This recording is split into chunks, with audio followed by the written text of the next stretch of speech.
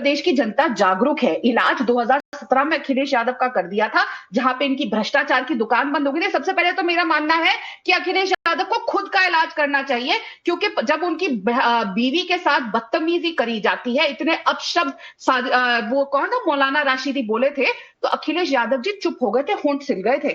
उनको अच्छी जगह पे जाके इलाज करवाना चाहिए। स्टिचेस लगे हैं, गम लगा है, क्या रखा है। अरे जो अपनी बीवी के लिए एक शब्द नहीं बोल पाया था, वो क्या हालत करेगा प्रदेश की बेटियों की। और अब मैं फैक्ट चेक एक और कर दूं, यूपी में सुधार की बात करते हैं इन कंपैरिजन टू जो आपकी सरकार थी। आंकड़े यहाँ पे सब गिनवा रहे थे, तो स्वास्थ्य पे ही शुरुआत करते हैं।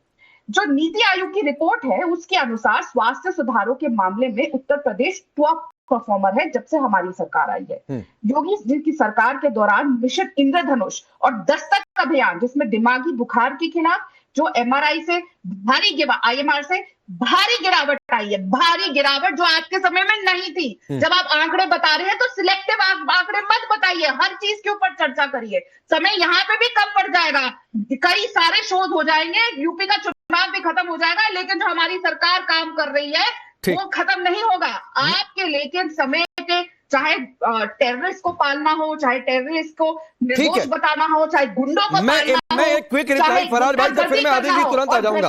एक बात कहते हुए राधिका जी कि डिंपल यादव जी पर जिसने भी टिप्पणी की थी, सपा ने भी विरोध किया था, जहां तक मुझे याद आ रहा है, और जितने लोग थे उस टिप्पणी का कई लोगों ने विरोध किया था। पीसीआर को कहिएगा राकेश जी कि अखिलेश यादव जी की एक बाइट सुना। हाँ, हो सकता है ये बात आपकी ठीक हो कि अखिलेश नहीं राधिका जी आपकी बात ठीक हो सकती है कि अखिलेश यादव जी का बयान हो सकता है ना हो, लेकिन सपा के नेताओं ने विरोध किया था, इतना मुझे याद आ रहा है। अगर आपकी पत्नी के खिलाफ कोई ऐसे शब्द बोलेगा तो आप क्या कहेंगे? आप मुझे बस इतना बता दें। बिल्कुल विरोध करूंगा, बिल्कुल विरोध करूंगा। अखिलेश यादव की एक बाइट दिखा दीजिए, एक बाइट दिखा दीजिए। मुस्लिम तुष्टीकरण के चलते एक शब्द नहीं, ठीक है ऐसे जबान बंद थी। फराज साहब रिप्लाई टू राधिका जी।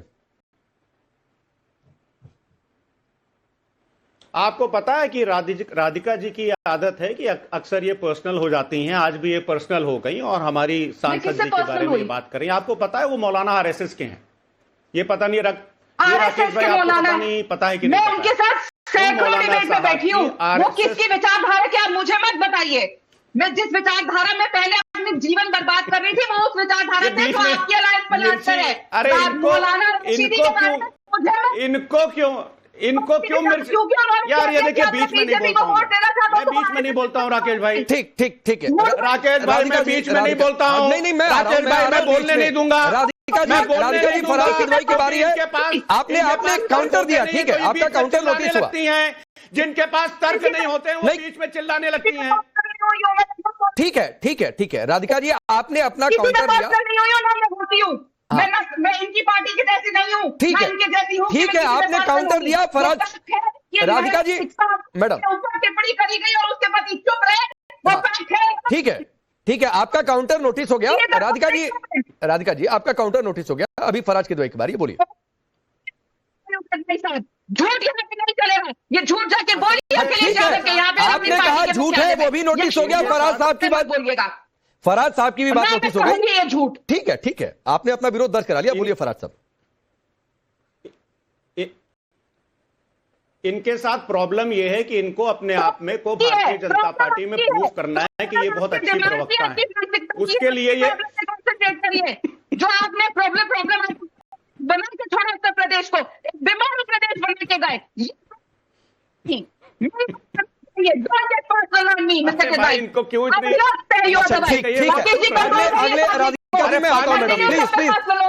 अभी दो मेहमान और बाकी हैं और मूल मुद्दे पर लौटना भी है। नहीं प्लीज फराज साहब डोंट बी पर्सनल, और कोई पर्सनल होने की जरूरत नहीं है किसी को भी। अगले 30 सेकंड सिर्फ आपके। फराज साहब आप बोलिए। ठंडे पानी के राधिका जी नहीं अच्छा लगता, ठीक है दोनों लोग शांत रहे। फराज साहब पॉइंट पर आइए। मैं तो बिल्कुल देखिए शांत बैठा हूं, लेकिन इनको अपने आप को दिखाना है कि ये बहुत अच्छी प्रवक्ता है। फिर पर्सनल मत होइए सर, वो अच्छी है या बुरी है फराज साहब प्लीज।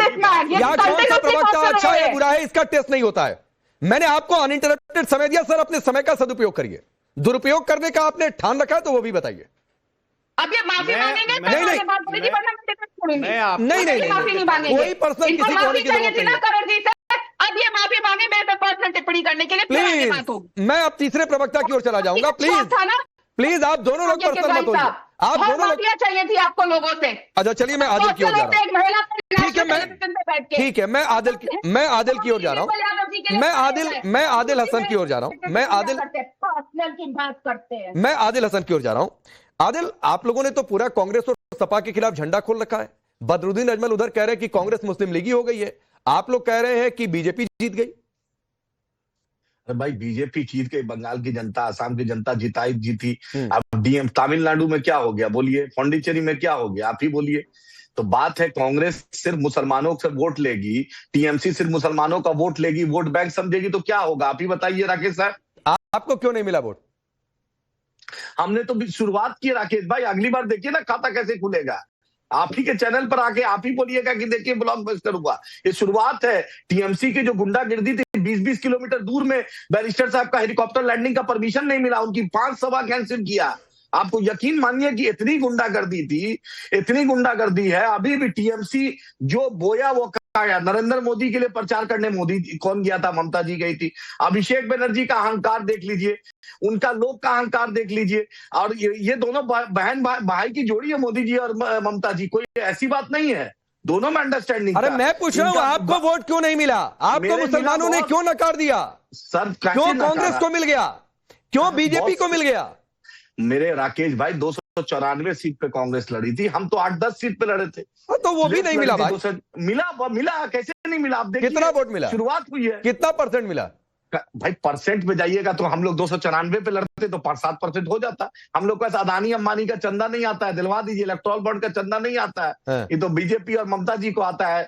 हम लोग को गोयनका जी का चंदा नहीं आता राकेश भाई। हम लोग तो मेहनत का, ईमानदारी से चुनाव लड़ते हैं। बैरिस्टर असदुद्दीन ओवैसी साहब ने कहा था कि हमने कहा हम चाहते हैं हर कम्युनिटी का, मराठा हो, पटेल हो, गुजर हो, जाट हो, सबकी लीडरशिप खड़ी हुई। मुसलमानों की भी लीडरशिप को, उनकी भी कोई दुख दर्द सुने, उनकी भी फरियाद सुने। हम ये चाहते हैं हिंदुस्तान के हर असेंबली में 2-4 एमएलए रहे ताकि उनकी फरियाद कोई सुने। क्योंकि जो अहंकार रहता है सत्ता की पार्टियों का, आपने देखा कांग्रेस पार्टी का 18 एमएलए में 17 मुसलमान जीता है। लेकिन मुसलमान को राहुल गांधी आज तक मुसलमान वर्ड नहीं बोले, आज तक। और रायबरेली में भी जीते हैं तो मुसलमानों के वोट से, और इनकी बहन प्रियंका भी जीती है वायनाड में मुसलमानों के वोट से। लेकिन मुसलमान के मुद्दे पर आप बता दीजिए आज तक राहुल गांधी बोले हो, प्रियंका जी बोली हो, आप दिखा दीजिए एक भी मुद्दा पर। अब जैसे आपने राहुल गांधी का नाम लिया, राधिका खेड़ा मुस्कुराने लगी, राधिका खेड़ा मुस्कुराने लगी। और मैं अश्विनी, हाँ बोलिए आदिल पूरी करिए। राधिका जी उस पार्टी से आई है, वहां का कल्चर जानती है। आप क्या आप बोले, बहन है, हम क्या बोले उनको। चलिए वो बोलेंगी, लेकिन अश्विनी मिश्रा उससे पहले आपके पास आता हूं। आदिल तो कह रहे हैं आप लोगों ने सिर्फ इस्तेमाल किया वोट बैंक के लिए।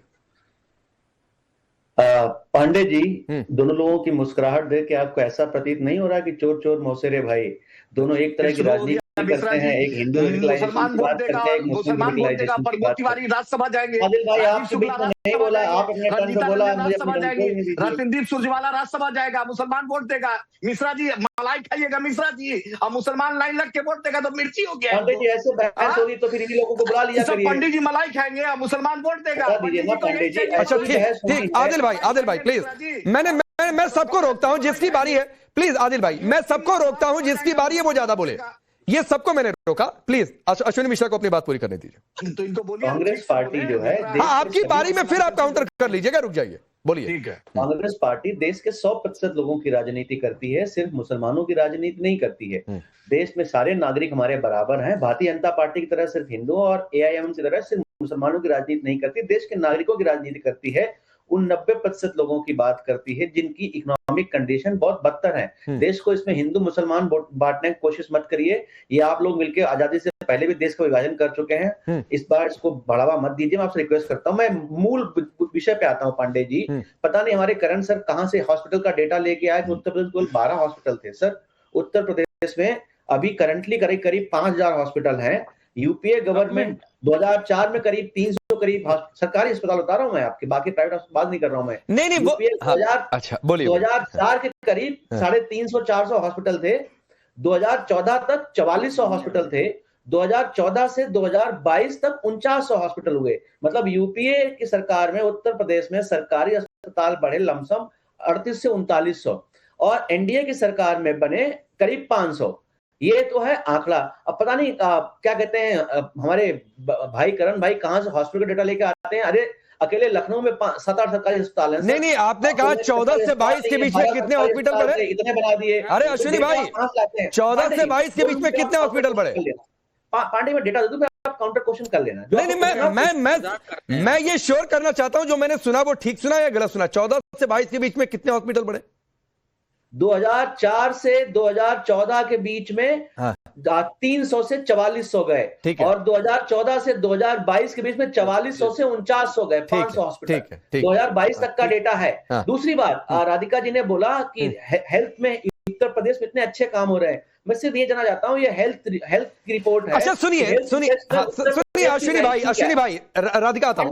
अश्विनी भाई सुनिए ना सर, ये आपने तुरंत जो है ये जो मुस्लिम लीगी वाला आरोप लग रहा है उससे आप तुरंत उस पर सफाई देने के बजाय तुरंत आपने स्किप क्यों कर दिया? उसका भी जवाब आपने स्किप क्यों कर दिया? बात हुई, मैं सबका डेटा दे रहा हूँ। नहीं, स्किप क्यों कर दिया? मुझे ये फील हुआ कि आपने वो क्वेश्चन स्किप कर दिया।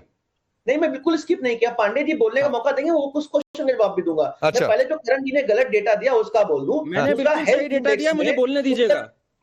हेल्थ एंड हॉस्पिटल इंडेक्स में उत्तर प्रदेश मेजर स्टेट में बॉटम पे है। मुझे पता नहीं क्या इंफ्रास्ट्रक्चर बनाया हुआ, बट अभी भी बॉटम पर है। पहले कितना था? पहले बॉटम लास्ट नहीं थी। अभी अब आते हैं पांडे जी आपके मुसलमान वाले आरोप पर कि हमने सारे नहीं, मेरा आरोप नहीं है ये आरोप यहीं पर आदिल लगा रहे हैं, उधर से बदरुद्दीन अजमल लगा रहे हैं। पांडे जी फर्ज करिए आपका वैसे तो जो शो है इसका बड़ा अच्छा टीआरपी है, बट आपके शो का टीआरपी कम हो जाए और आपके चैनल में किसी दूसरे एंकर का टीआरपी बढ़ जाए, तो क्या आप टाइम्स नाउ पे आरोप लगाएंगे कि टाइम्स नाउ उस एंकर को प्रमोट कर रहा है, आपको प्रमोट नहीं कर रहा है? कांग्रेस पार्टी इंक्लूसिवनेस की बात करती है, सबको टिकट दिए। 10 सेकंड मतलब नाम लिया है, मुझे 10 सेकंड चाहिए प्लीज। अच्छा करण वर्मा 10 सेकंड आप लीजिए, फिर राधिका आ रहा हूं। देखिए, यही होता है जब अधूरा ज्ञान हो तो बड़ी दिक्कत होती है। हमारे मित्र अश्विनी जी ने अभी कहा कि ये इतने अस्पताल थे, इनको ये तक नहीं पता है। मैं बात करता हूं उत्तर प्रदेश के, और इनफैक्ट अखिलेश यादव का मैनिफेस्टो अगर आप पढ़ें 2017 का, उन्होंने कहा था हर डिस्ट्रिक्ट में हम एक अस्पताल खोलेंगे, जो आजादी के इतने साल बाद तक नहीं हुआ। मैं स्टेट गवर्नमेंट के हॉस्पिटल की बात कर रहा हूं, मल्टी स्पेशलिटी हॉस्पिटल की, केवल 12 थे 2017 में। और इन्होंने योगी जी को घेरा 2022 में कि आपने तो कहा था सब में देंगे, आप केवल 55 तक पहुंच पाए। आज वो आंकड़ा 55 से बढ़कर 75 तक हो गया, अभी भी पूरा नहीं हुआ। ठीक है करण भाई, ये डेटा पर एक दिन अलग से चर्चा करेंगे सर, लेकिन एक बात कही मैं राधिका के बाद। अश्विनी मिश्रा सुनिए सर, सुनिए 1 मिनट रुक जाइए भाई, रुक जाइए। मैं कह रहा हूं ये डेटा पर मैं एक दिन अलग से खेल लूंगा, आपको खेलने का मन है। अब सुनिए एक बात सुनिए अश्विनी भाई, प्लीज सर, प्लीज नहीं, आपने पहले मेरे चैनल पर बोला तो उसका एक लाइन सुनिए, फिर राधिका रिप्लाई करना चाह रही है। सर हमारे चैनल में किस एंकर की कितनी टीआरपी है नहीं है वो यहां का मैनेजमेंट देख लेगा, उसकी चिंता आप मत करिए। आप अपनी कांग्रेस पार्टी में किस नेता की क्या टीआरपी रही है और कितने नेता आपकी पार्टी में बढ़ती टीआरपी की वजह से, सुनिए सर, बढ़ती टीआरपी की वजह से भाव नहीं मिल रहा है और वो पार्टी छोड़कर जाने के लिए तैयार है, उसकी जाकर चिंता करिए। वो छोड़ दीजिए, मैं उस तरीके के डिबेट में नहीं पढ़ना चाहता हूं। किन नेताओं ने आपकी पार्टी छोड़ दी और क्यों छोड़ दी सर, ये देश और दुनिया देख रही है। तो अपने पार्टी के हश्र और अपनी पार्टी की टीआरपी की चिंता छोड़िए। यहां की टीआरपी, यहां के किस एंकर की क्या टीआरपी, वो हम लोग चिंता कर लेंगे, वो आपका विषय नहीं है। ठीक है, अब राधिका बोलिए। मेरा एक सिंपल सा सवाल है यहाँ पे। ओवैसी साहब के प्रवक्ता जो एक बात पे मैं उनसे एग्री करूंगी कि कांग्रेस ने हमेशा से मुसलमान को अपना वोट बैंक मान के चला है और बदले में मुसलमानों के लिए कुछ नहीं किया। हमारे साथ यहाँ पे अभी चैनल पे भी डिबेट पे भी 2 मुसलमान भाई हैं, तो मैं आज कांग्रेस के प्रवक्ता से 2 सवाल करना चाहूंगी। 1947 के बाद जब से कांग्रेस की बागडोर गांधी परिवार के हाथों में आई है, जो कहते हैं हम इंक्लूसिविटी, इनके प्रवक्ता भी बात कर रहे थे कि हम इंक्लूसिव हैं, हम सबको, मुसलमानों को, हिंदुओं को, सबको साथ लेकर चलते हैं। तो कांग्रेस पार्टी के कितने राष्ट्रीय अध्यक्ष 1947 के बाद मुसलमान बने और कांग्रेस पार्टी ने कितने मुसलमानों को देश का प्रधानमंत्री बताया? जरा बताएंगे सर, कितने आपके राष्ट्रीय अध्यक्ष कांग्रेस के मुसलमान थे आज तक? नाम बताइएगा, और कौन से साल में? 1947 के बाद, जब से गांधी परिवार के हाथ में कांग्रेस की सत्ता आई है। आवाज नहीं आ रही? अरे अनम्यूट करिए अश्विनी भाई, आप खुद को ही नाम बताइए।